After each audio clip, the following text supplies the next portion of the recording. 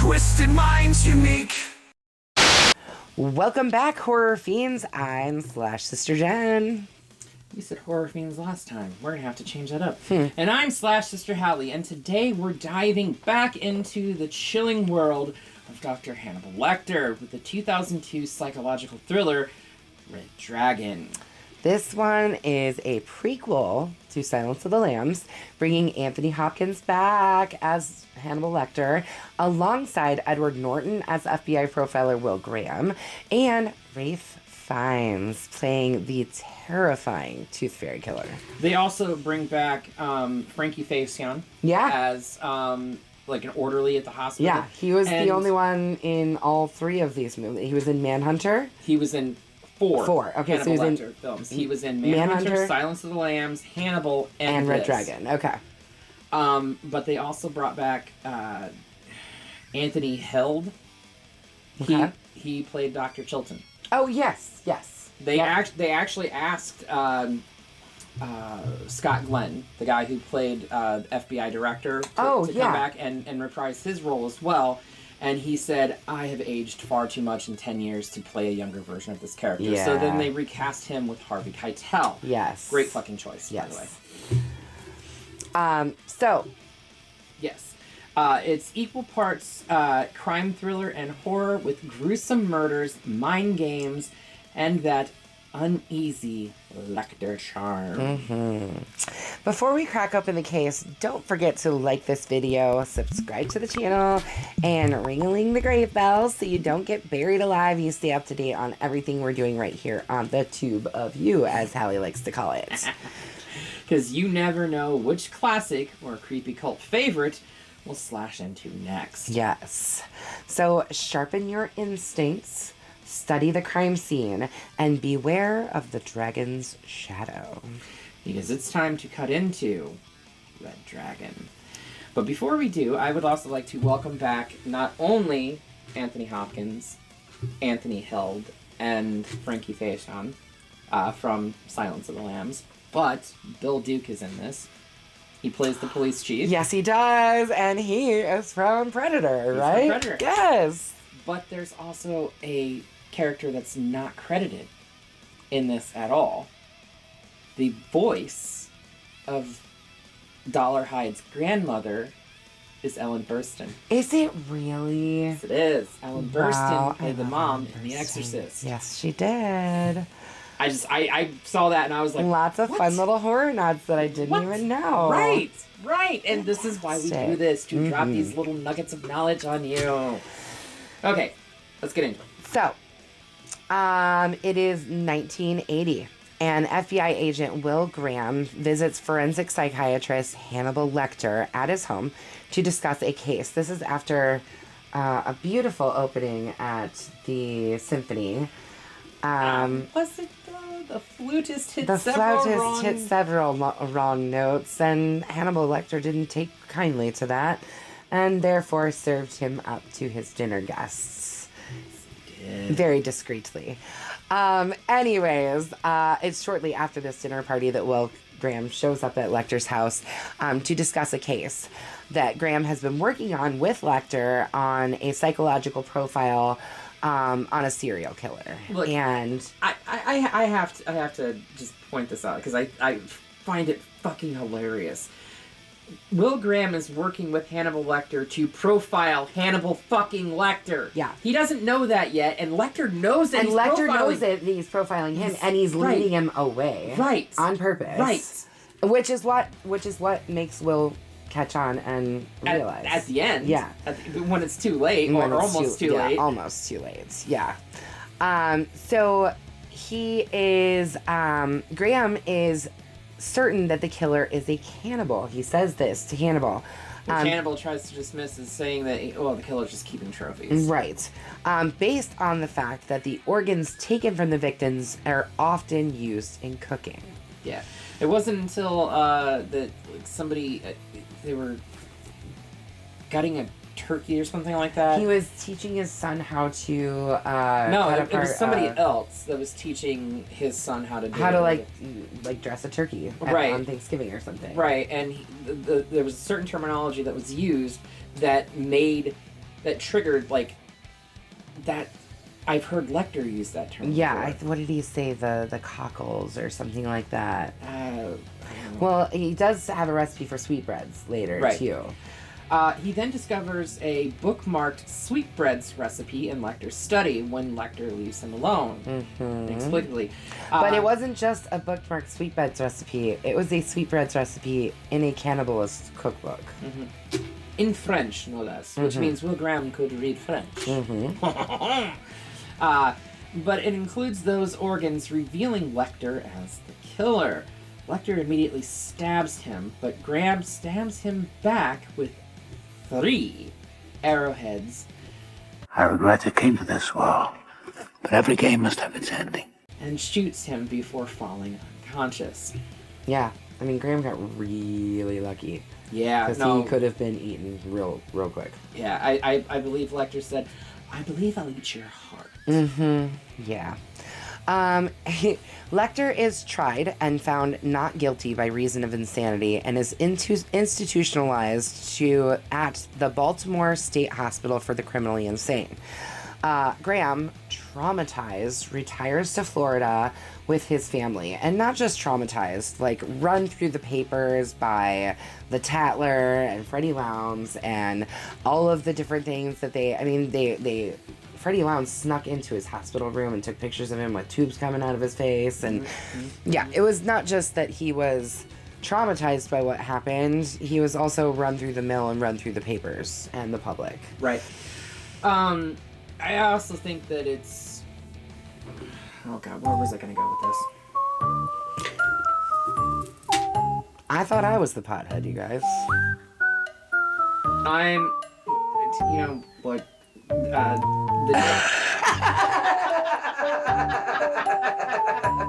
You know what? The day that this is being recorded, I fucking was on the news at 5-something in the morning, so floof off! That's true. That's true. I'm sorry, Hallie. Where were you going? I don't know. I was talking about him being traumatized, and I mean, Freddy Lounds, literally, like, so Will Graham ended up in, according to the Tatler's, front page, in the loony bin, you know, and like... I know what I was gonna interject with. It said that Lecter was found not guilty by reason of insanity. Insane people do not know that what they're doing is wrong. Yeah, no, he knew what he was doing was wrong. He's not insane. He's in fact very fucking intelligent. So how he got off on insanity and just thrown into a mental institution is beyond fucking me. I mean, he's highly locked down. God. But... Yeah, but he is highly fucking intelligent. Super intelligent. And clearly has ways of working his way out of the system, as we see later in the series. Right. 3 years later, another serial killer, nicknamed the Tooth Fairy, and he hates that fucking name, by the way. And he's only named that because he leaves bite marks on his victims. Has murdered not one, but 2 families in 2 different cities. The Jacobys and the Leeds. Where have we heard those names before? Manhunter. Oh, yeah, that's right. Right, because this is just... It's based off the same book. Right. It's a remake of Manhunter. Yes, and so was like the last half of the 3rd season of Hannibal on NBC. Yes. Anyway, during full moons, he's done all of this, right? So, with another full moon approaching, Special Agent Jack Crawford, that's the character's name, I can not think of it, persuades Graham to review evidence and provide leads, but only that, not to put him in harm's way ever again, because Graham has promised his family that he will never do something stupid like that again. Yes, and I mean, as they talked about in Manhunter, he promised Will that he would never be in the same room with this person and gave him a gun with those crazy super bullets or whatever, just in case. But promised him he would never even see this person. Yeah, and that's not what happens here. It's not a promise you can make very easily. No, not when a person is as fanatical and relentless as Graham. Yeah. Because let's face it, he is a perfectionist and needs to do things himself to get it done properly. You took your gloves off, didn't you son of a bitch? Sorry, I just kicked the whole table. Hope we're okay. Mrs. Leeds and Mrs. Jacoby were the primary targets. The others were killed just to complete his fantasy. Graham decides to consult with Lecter for further insight into telling Crawford that the Tooth Fairy has no face to him. And he could not determine how he was choosing the victim. Basically, he's like, I can't see. I can't see who this person is. I can't figure out why they're doing what they're doing. I need to go and talk to Lecter and get inside of this guy's brain. That's the same atrocious aftershave you wore in court. Over the course of the film, we find out that the Tooth Fairy is actually Francis Dollarhyde, who kills as directed by an alternate personality, which he calls the Great Red Dragon, after the William Blake painting, The Great Red Dragon and the Woman Clothed in the Sun, which is tattooed on his back. Just like old times, eh, Will? There's actually a later scene. This is after he's met Reba McClane. And he runs up to the attic and everything after being like glared at by his grandmother and everything. But he runs up to the copy of the painting that he has in his attic. It's like a poster. Right. And you can hear him talking to somebody. In that scene, there was actually, initially it was written with dialogue. Red Dragon was talking to him. Oh, wow. And initially it was Frank Langella? Yes, thank you. That provided the voiceover. Really fucking cool. And they quickly realized that it just wasn't working with that. So then they had Ralp Fiennes record it slightly altered, and it still wasn't working. They felt like it was just overkill. Yeah. And honestly, choosing to remove the dialogue, I think, makes him look even crazier. Because had we That's what I was gonna say, too. had we heard the dialogue of this entity speaking to him, I think it would have humanized him a little bit more, as opposed to showing how fucking insane he is. Anyway. Yeah, agreed. If you ever make your bed dirty again, I'll cut it off. So he believes that each victim that he takes brings him closer to becoming the Red Dragon. His psychopathology originates from childhood abuse from his grandmother. Yes, it does. A letter from the Tooth Fairy written on toilet paper. That way, if it's discovered in Lecter's cell, he can easily dispose of it. Basically expressing his admiration for Lecter and suggesting that Lecter reply through the personal section of the National Tatler, the tabloid that Freddy Lounds writes for and exploited Will Graham's experiences capturing Lecter initially. Lloyd Bowman. I offer 100 prayers for your safety. Find help in John 6:22, 8:16, 9:1, Luke 1:7. Code. Has to be. Which is someone who works for the FBI, deciphers Lecter's reply, which is Will Graham's home address. It says Graham Home, Marathon, Florida. Save yourself, kill them all. Yep, that's right. Sending his family into hiding. To lure the Tooth Fairy out, Graham gives an interview to Freddy Lounds, a National Tatler reporter, and this is Phillip Seymore Hoffman, one of his last roles. It was towards the end of his career. Was it not? Maybe it was one of his earlier roles. It was a great role for Phillip Seymore Hoffman, nonetheless. I personally, I think Phillip Seymore Hoffman died in like 20, because he did the Hunger Games and stuff. Oh, that's true. And that was like 2010. Yeah, that's true. Well, this is 2002. So. Okay, yeah, so maybe this was kind of in the beginning of his... I know this was after Almost Famous, which is when I first saw him. It was also after Twisters, which is the first thing I saw him in. Yeah, and Twister. I guess maybe Twister was the first thing I saw him in. It was like one of his... Twister was one of his first roles. Yeah. As Amy's eloquently pointing out, it was just Twister. Just one Twister. It was multiple Twisters, thank you very much, but it was just Twister. Twisters is the sequel. That's not really a sequel. No. It's a sequel. Anyway. So anyways... We do also speculate that he's the product of an incestuous home. No wonder the creep's such a loser, right? Will gives an interview to Freddy Lounds against his... I wouldn't have done that, but he needed to use Freddy for particular reasons. Oh yeah, no, 100%. And knowing that they use the National Tatler, like we know that the Tooth Fairy reads the National Tatler because they were using the personal ads to communicate. Mm-hmm. So, in the interview, he disparages the killer as an impotent homosexual and that Lecter was only feigning interest in him, which they know that by doing that, they're pissing him off. Well, so the goal is to draw him out. The goal was to draw him out to where the Tooth Fairy would go Make after a mistake. Graham. Mm-hmm. He'd go after Graham, but instead of going after Graham, he goes after Lounds instead. Right. Enraged, Dollarhyde kidnaps Lounds and glues him to a fucking wheelchair. Yeah, super glues. The behest of Phillip Seymore Hoffman. It was his idea to be glued to the fucking chair. Yes. And they actually glued him to it. Open your eyes and look at me. No. If you won't open them yourself, I'll staple your eyelids to your forehead. And forces him to recant his allegations. Oh my dear God, Jesus. On tape before setting him on fire and sending him down a road, effectively killing him. Which, by the way, this scene... Mrs. Leeds in human form. Do you see? Yes. This is Jacoby changing. Oh Do my you God. see? Is real. They set a stuntman on fire in a wheelchair and rolled him down a hill. Oh shit. Yes.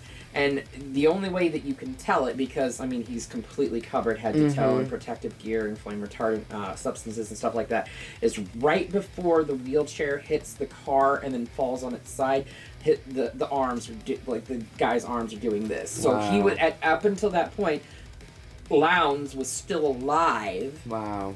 You know, before he crashed and burned, which is exactly what Graham suggested was going to happen to the Tooth Fairy in the Tatler. Mm-hmm. Crashed and burned. Poetic justice. He knows you made me lie, Will Graham. Because I was forced to lie, he will be more merciful to me than to you. All right, so now it is time for us to actually really see Dollarhyde. Well, I guess we did see him. We got to see him with Freddy Lounds. That's our big reveal of Dollarhyde. Right. With the in tattoo Manhunter, it's like 55 minutes into the film. I think this is pretty close to that as well. It's pretty close too, yeah.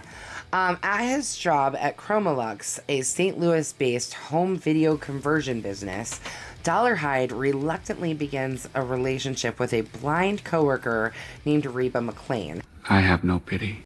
I don't think it's reluctant. It's not reluctant. He's reluctant about relationships in general because he's very self-conscious about his face, which makes no sense because he's gorgeous. He's reluctant about that, but he's also reluctant because of the way he was brought up. Right. That his grandmother very much instilled upon him that it is not okay to be aroused and sexually active and all this other things. Pull your pants down, grab it, pull it out. I got these scissors. You want me to cut it off? I'll cut it off, you dirty little freak. Mm-hmm. Yeah. He's very traumatized. Traumatized, for sure. It's not a reluctance to start a relationship. No, he goes to her because he needs some specific type of film for shooting night scenes at a zoo. And in the process, I think finds out that she's blind, and he knows that she can't see his face. He's very, very self-conscious about his face. He's very self-conscious about his face, but I think he truly, we see this later in the film, he truly, genuinely develops feelings for her and tries to stop everything that he's doing because of her. Yeah. So, it's not reluctant. But honestly, I really don't think he really wanted to try to stop. I think he did. Why would he be watching homework videos in front of her? What's that about? Some people I'm going to meet. Because I don't think that he necessarily intended on developing the feelings that he did. And when he did, that's when, because we'll get to this later, but that's when he goes to Baltimore. Yeah. Yeah. Okay? I may be misreading this completely, but that's how I'm interpreting this, like, him wanting to seriously give it up. No, I agree. I really do think that having her in his life could have been a way for him to be able to get away from what he was doing. Be normal. However, I really don't think that even with her in his life that he ever could have stopped. He had too much of a compulsion. He had too much. It was too ingrained in him to do what he needed to do. I think the alternate persona, the red dragon, whatever, would never have allowed him to stop. Had literally its claws too deep in him to let him go. But I truly think that I think he really wanted to. Yes. I think Francis Dollarhyde really wanted to stop and be with Reba. But I think the Red Dragon would never let him stop. No. Okay. So that's my opinion on it. He struggles with genuine affection with her, though, and his alter ego ends up demanding that he kills her. No, she's nice. She's okay. Not after, but only after sleeping with her. Yeah. Mm-hmm. And to which he says that you can't have her. She's too good. She's too pure. You can't have her. Mm-hmm. And this is that scene where I was talking about earlier, where he's talking to this entity, and there was recorded dialogue of this entity talking back to him that they ultimately cut. Desperate to stop the dragon's control over him, though, Dollarhyde goes to Brooklyn. I said Baltimore. I meant Brooklyn. Yeah, Brooklyn Museum. Brooklyn Museum. Baltimore is where Lecter's at. Right. But apparently he's been in contact with this museum, allegedly writing a dissertation about the painting itself. So he finally goes to the museum, asks to finally see the painting in person, and he knocks out the person that shows it to him. And proceeds to rip it up and eat the fucking painting. A 200-year-old painting, and he rips it up and literally ingests it. To which a second person walks in, sees him ingesting said painting, and knocks her out too. And then immediately flies back to St. Louis. To see them living, he said, right in front of you. It's something about these home movies. Lecter keeps saying, you looked but didn't see. Graham realizes the Tooth Fairy knew the layout of the victims' houses from their home videos and concludes that the killer must be a Chroma-Lux employee. Yeah, so he immediately goes to Chroma-Lux, and basically they're like, look, we need to see your employee files. And the guy's like, we have over 300 employees. I have to get my lawyers on the phone. This is violating their union rights and all this other shit. Will just steps in. He's like, he's between 25 and 35 years old. He's got dark hair. He's probably big. He probably has extensive tattoos. He probably has facial deformities. He drives a large van. And he just starts listing off all these things, and immediately they're like, well, that sounds like Mr. D. Mr. D. Yep. So he's there, and he is spotted by Dollarhyde, who panics, and Dollarhyde goes to Reba's house, suspecting that she may have betrayed him. Actually, she gets brought home by another coworker. This happens in Manhunter as well. Mm-hmm. He sees that other coworker dropping off Reba and thinks that something else is going on. He then, after feeling betrayed by Reba, drops the coworker. Kills Randy. Or Ralph Mandy is his name. Takes a drugged Reba to his house and proceeds to... He says that he's going to kill her then himself, sets his place on fire, and apparently shoots himself, and Reba escapes. Graham is able to read Dollarhyde's journal after they get there, because they're pulling up as all of this is happening inside Dollarhyde. Yeah, like they see the building burning as they're driving up to his house. So I don't know if they can get the fire department out there and quick enough to... Yeah. Either way, they get inside, they get some things out, because they obviously have Dollarhyde's journal, and realizes he was made into a monster by his systematic abuse from his grandmother. Yeah. You didn't draw a freak, okay? You drew a man with a freak on his back. Which I would love to know what happened to his parents. They never address that in this film. They don't. I don't know if they address that in the book. book. I haven't read the book either. I have it. It's upstairs in my library, but I haven't had a chance to read it yet. Yeah. I don't have fucking time to do anything. After an autopsy, it is revealed that Dollarhyde used Ralph's body to stage his own death. And Dollarhyde then goes to Will Graham's house. Which, I'm sorry, why wouldn't they have waited for pathology to come back to determine that was actually Dollarhyde before you go back to your house? Before moving his wife and son. Actually, it's his stepson in this. I don't know how that's possible. But anyway, they move him out of protective custody back home before determining that Dollarhyde actually truly is fucking stopped. And I'm sorry, but that wouldn't be home to me anymore if Dr. Lecter knows that that's where my home is. Or anyone knows that that's where my home is. There's that too. I would not be going back to that house. No way in fucking fact, hell. in Manhunter, they do move. Yeah. They do move, but in this, they do. They go right back to the house that the bad guys have the address of. They might move after this. Well, yeah, I would. Shit. It's not addressed, quite frankly. So anyways, Dollarhyde then shows up at the Graham's house in Florida and takes Will's son Josh hostage to save Josh. Look at you. I've never seen a child as disgusting as you. Graham provokes Dollarhyde with his grandmother's abusive words, and he attacks him. So basically, he starts yelling at Dollarhyde that he's dirty. He's hollering at his son. Mm-hmm. Yeah. He's hollering at Dollarhyde, but he's actually hollering at his son, which provokes Dollarhyde's feelings of what he felt when he was a child and going through that with his grandmother. Right. And he lets go of Josh and then lunges at Graham. Yep.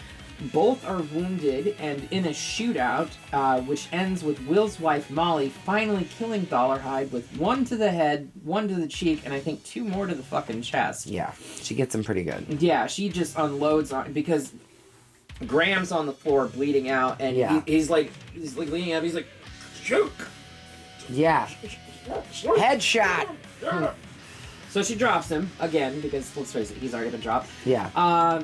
Graham, now on a sailboat with Molly and Josh, receives a letter from Lecter praising his work and bidding him well.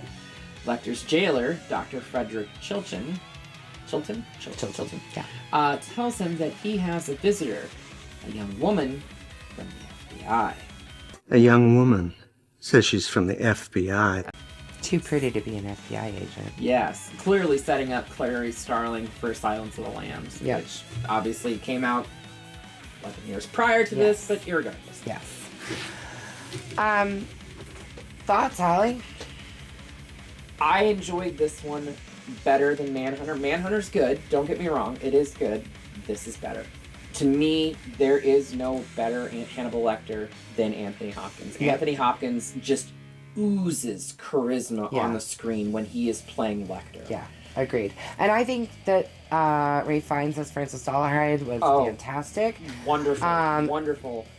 I could do without Edward Norton, and I'm not a fan of Edward Norton. And that's fine. I like Edward Norton, but I mean, he could have been anybody in this character. Anybody could have played that Anybody character. could have played that character. It wasn't, honestly. There wasn't anything that was that I do find different. it interesting that the first time Graham goes to meet up with Lecter in the cell and everything like that, the filmmakers told him that they wanted to play it fearfully. Like, they wanted him to go in and be fearful of Lecter. And Edward Norton immediately denied that he would have fear. I mean, he's faced against Lecter before, and he took him down. He would not be fearful of Lecter. Right. So they compromised. And when he leaves, Graham leaves from that scene, talking with Lecter, we see on his shirt that he's got pit stains of sweat. So the entire time he's playing it cool, but internally he's fucking sweating every detail. Which makes sense. Well, Lecter. yeah, I mean, it's the first time that he's been in the same building with Lecter since they tried to kill each other. I believe the line is, "You're still wearing that atrocious aftershave from the trial." But I think that's the same line that Brian Cox says. It is 100% the same line, which makes me believe that line was definitely in the book. because it's word for word the same dialogue. For me, this is a Bloody Machete Up. I have to say, visually, it's very beautiful. There's a lot of throwback to Manhunter with like the dark, the blue, the color palettes and stuff. The color palettes, especially when they're in Florida. The sunsets and stuff in the background. It's beautiful. It's shot well. I feel like this story is more cohesive. It is definitely more cohesive. And I appreciate, adds a little bit more twist towards the end, which makes it more interesting. I appreciate the inclusion of the tattoo, because the tattoo on Dollarhyde's back is very much a proponent of like him becoming this entity. Yeah. And they completely removed it from Manhunter. I love the fact that they kept it in. Yeah. The cold open with Lecter being taken down by Graham apparently was made up for this film. I thought it was part of the book, but it was made up because they do talk about it in They talk about it in Manhunter, and they talk about it in the book, but it is much later in the book, and they only spend 2 pages talking about Graham taking him down. Oh, wow. And this was like a complete 10-minute cold open sequence. Yeah. I love the fact that they did it because we got to see Lecter, one, outside of the cell. Yeah. And in his, like, element. Yes. You know, amongst, like, the socialites, the board of directors of the Baltimore Symphony and all this other stuff. It very much showed a different side of Lecter while still being the same character. And I enjoyed that cold open. So this is definitely 2 Bloody Machetes up from us. I can't talk anymore. She's tired, guys. My brain is fried. She done. All right, so let's get this one out of here. Should I toss this time? Toss it. Don't hit anything. I didn't. No. Last time you did it, you I think I hit Amy, didn't I? You took the camera out. But I've taken the camera out a couple times too, so I can't begrudge you that. All right, we already kind of gave a little bit of a hint as to what's next week. If you watched our last video 2 days ago, yes, you know what's coming. It's time for the prequel. The reason for how the sheriff became the sheriff in Texas Chainsaw Massacre 2003. Right. So come back next week when we will be tearing into Texas Chainsaw Massacre: The Beginning.